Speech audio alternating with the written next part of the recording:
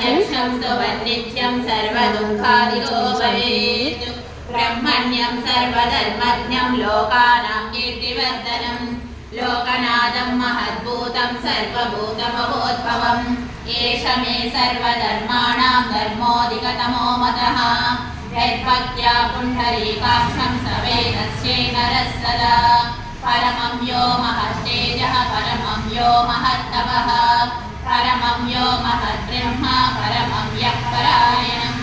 पवित्राणां पवित्रं यो मङ्गलानां च मङ्गलं दैवतं देवतानां च भूतानां यो व्ययपिता यतः सर्वाणि भूतानि भवन्त्यादियुगागमे यस्मिन् च प्रलयं यान्ति पुनरेव युगक्षये तस्य लोकप्रधानस्य जगन्नाथस्य भूपते विष्णोर्नाम सहस्रं मे शृणु पापभयापहम् यानि नामानि गौणानि विख्यातानि महात्मनः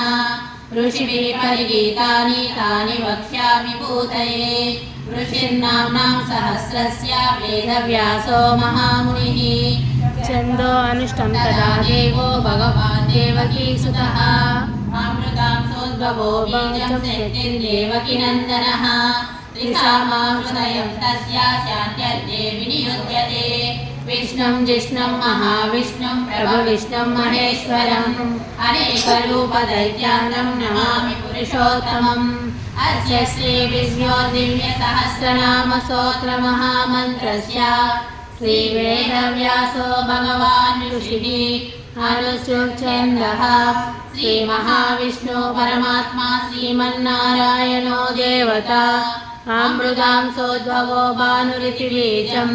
देवकीनन्दनसस्येषि शक्तिः उद्भवक्षोभणो देव इति परमो मन्त्रः शङ्खपुन्नन्दकी चक्रीकीलकम् शार्ङ्गगदाधर इत्यस्त्रम्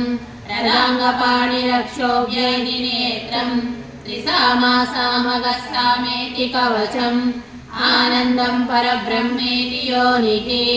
ऋतुसुदर्शनकाल इति दिग्बन्धः श्रीविश्वरूप इति ध्यानम् श्रीमहाविष्णु प्रीत्यर्थे श्रीसहस्रनामजपे विनियोगः।